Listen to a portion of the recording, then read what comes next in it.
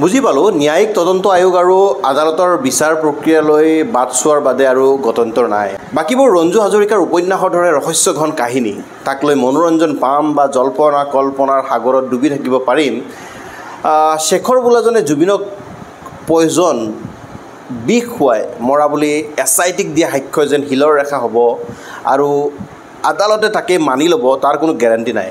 Shekhar বোলাজনে Singapore আৰু অসমলৈ আহি মিডিয়াৰ আগত দিয়া বক্তব্য আৰু তদন্ত কমিটিৰ আগত দিয়া সাক্ষ্যই অমিল, কোনো মিল নাই।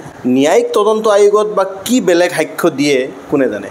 এটাকে আনসকলৰ দৰে আমিও এতিয়া জল্পনা কল্পনাৰ সাগৰত ডুবি আছোঁ। আপোনালোকক নহয় নিজকে নিজে প্ৰশ্ন কৰিছোঁ, নিজৰ গুৰুক বিষ দিয়া বুলি যদি জানিছিলাই তেন্তে নিজৰ প্ৰাণ দি হ'লেও ঘটনাস্থলীত বাধা নিদিলা বা হৈচৈ নকৰিলা কিয়?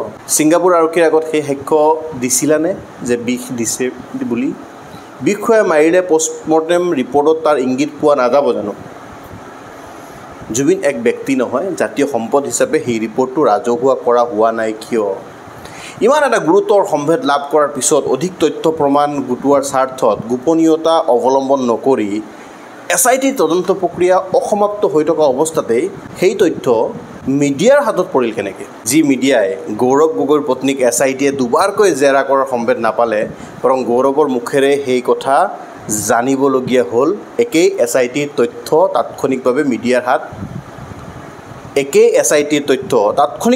মিডিয়াৰ হাত বাগৰিল কেনেকৈ? নে আমাক জল্পনা কল্পনাৰ সাগৰত মজি থকাৰ সুবিধা দি ঘটনাৰে জড়িত আনবোৰ বিষয়ৰ পৰা মনোযোগ আঁতৰাই নিয়াৰ চক্ৰান্ত চলোৱা হৈছে? প্ৰশ্ন। নমস্কাৰ।